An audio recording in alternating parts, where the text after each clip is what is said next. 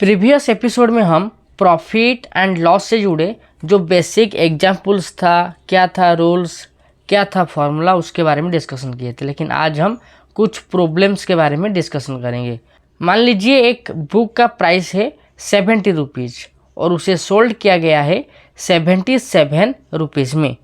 तो यहाँ पे हमें पूछा गया है gain percentage on CP and SP, ये दोनों को हमें डिटरमाइन करना है, फाइंड आउट करना है।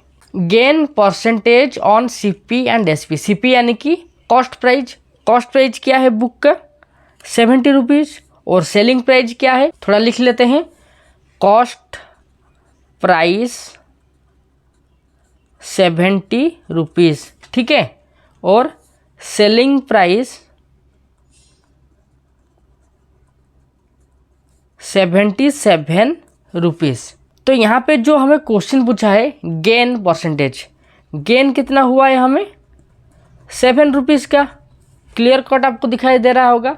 70 रुपीज़ में हम खरीदे थे और 77 में उसे अगर हम सोल्ड करते हैं, बेचते हैं, तो हमारा जो प्रॉफिट होगा या फिर गेन होगा वो है 7 रुपीज़ का। तो 7 रुपीज़ में परसेंटेज को निकालना है, इसका CP का और SP का, ठीक है। फार्मूला क्या है, अगर आप प्रीवियस वीडियो देखे होंगे तो वहाँ पे हर एक फार्मूला को समझाया गया था। फिलहाल जो एग्जाम्पल या फिर प्रॉब्लम को हम सॉल्व करेंगे उसके साथ हम फार्मूला को भी आगे कंटिन्यू करते रहेंगे, ठीक है। तो यहाँ पे अगर हम गेन परसेंटेज ऑन CP के बारे में डिस्कशन करेंगे तो फार्मूला क्या था, गेन डिवाइडेड बाय CP। हमें CP के बारे में जानना है तो gain divided by CP into 100 क्यों किया, गेन परसेंटेज चाहिए, ठीक है। तो यहाँ पे क्या होगा उसका रिजल्ट, गेन है हमारा हुआ था 7 रुपीज़, CP का वैल्यू था 70 इंटू 100। अगर डिवाइड करेंगे तो ये हो गया 1 डिवाइडेड बाई 10 इंटू 100, 0 0 कट गया, तो ये हो जाएगा 10%। यानी कि गेन परसेंट ऑन CP हुआ 10%। इसके बाद क्या पूछा गया था, इसके बाद पूछा गया था gain percent on SP, selling price के ऊपर हमें कितना गेन मिला था। Same formula, gain divided by SP into 100।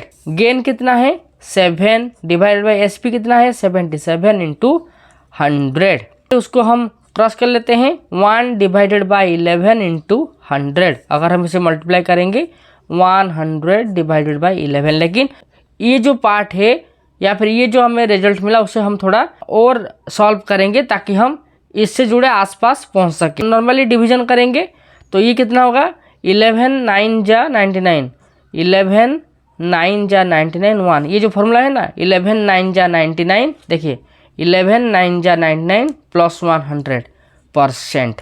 तो ये वैल्यू आसपास ही है, लेकिन जो क्वेश्चन पूछा गया था गेन परसेंटेज ऑन CP वो होगा 10% और गेन परसेंटेज ऑन SP या फिर सेलिंग प्राइस वो होगा 1 डिवाइडेड बाय 11%। क्वेश्चन के अनुसार एक चेयर को परचेज किया गया है 500 रुपीज़ में, ठीक है, और सोल्ड किया गया है एट ए प्रॉफिट ऑफ 10%। यानी कि सोल्ड करने के बाद जो प्रॉफिट हुआ था वो है 10% का।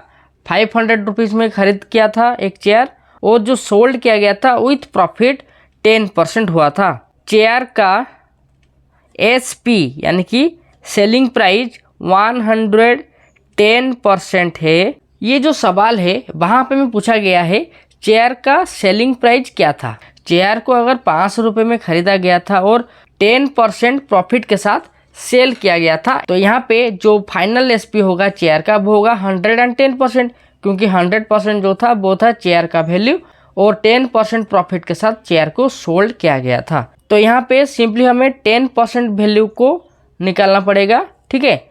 10% ऑफ 500 कितना होगा 10 डिवाइडेड बाई 100 इंटू 500, ठीक है। तो यहाँ पे कितना हुआ 10 into 5 is equal to 50 rupees. यानी कि जो 10% प्रॉफिट था, ठीक है, जो 10% प्रॉफिट था उसका वैल्यू होता है 50 रुपीज़। चेयर का वैल्यू क्या था 500 रुपीज़, तो SP का वैल्यू क्या हो जाएगा CP प्लस प्रॉफिट। CP क्या था 500 plus 50 is equal to 550 rupees. 110% is equal to 550 rupees, जो है चेयर का SP या फिर सेलिंग प्राइस। चलिए और एक क्वेश्चन को सॉल्व करते हैं। क्वेश्चन के अनुसार एक पैंट को सोल्ड किया गया है, बेचा गया है 360 रुपीज़ में। ठीक है, एक पैंट को सोल्ड किया गया है 360 रुपीज़ में। गेन कितना हुआ है 20%। तो वो पैंट का CP क्या था, SP तो हमें पता चल गया है, गेन पता चल गया है, और हमें निकालना पड़ेगा CP। CP को निकालने के लिए या फिर कॉस्ट प्राइस को निकालने के लिए जो फॉर्मूला है वो होगा सेलिंग प्राइस माइनस गेन। यहाँ पे जो गेन है वो है 20% में, तो 20% को हमें पहले रुपीज़ में कन्वर्ट करना पड़ेगा और उसके बाद हम सेलिंग प्राइस से उसे माइनस करेंगे। ये जो वैल्यू है उसे जानने के लिए पहले हम गेन का वैल्यू को निकालना पड़ेगा। देखिए जो CP का वैल्यू होगा, मान लीजिए वो है 100%। ठीक है, मान लीजिए CP इज इक्वल टू 100%। जो वैल्यू था कॉस्ट प्राइस का वो है 100%, उसको 20% प्रॉफिट के साथ बेचा गया था। तो यहाँ पे टोटल कितना हो गया 120%, यानी कि 120, थोड़ा लाइन दे देते हैं, 120% ऑफ CP का वैल्यू क्या है 360 rupees. 120% of CP cost price का वैल्यू है 360 रुपीज़, जो सोल्ड करने के बाद ये रुपीज़ हुआ था। और हमें निकालना क्या है, जो गेन परसेंट था और CP का वैल्यू क्या है हमें वो निकालना है। ये जो पार्ट है ना CP, हमें उससे ही डिटरमाइन करना है। ठीक है, अगर हम 120 को थोड़ा सॉल्व करेंगे तो वो होगा 120 डिवाइडेड बाई 100। ठीक है, equal to 360। 120 by 100 into CP का वैल्यू निकालना है, इज इक्वल टू 360 रुपीज़ हुआ था। That implies CP is equal to 360 into ये जो पार्ट है 120 डिवाइड बाई 100, वो इक्वल साइन के उधर जाने के बाद चेंज हो जाएगा, तो वो हो जाएगा 100 डिवाइडेड बाई 120। उसके बाद अगर हम इसे सॉल्व करेंगे तो ये 0 0 कट हो गया, 12 3 जा 36, और अगर हम मल्टीप्लाई करेंगे 100 इंटू 3 कितना हुआ 300। तो CP का जो प्राइस है वो है 300, यानी कि कॉस्ट प्राइस था 300। हमें ये जो फॉर्मूला था जो पहले हम लिखे थे कि CP is equal to SP minus gain, अगर हम इसको पुट करेंगे तो SP क्या था 360 माइनस गेन कितना था 20%, उसको अगर हम सॉल्व करेंगे तो वो हो जाएगा अप्रोक्सीमेट 60 रुपीज़। तो ये भी हो जाएगा 300 रुपीज़ का CP।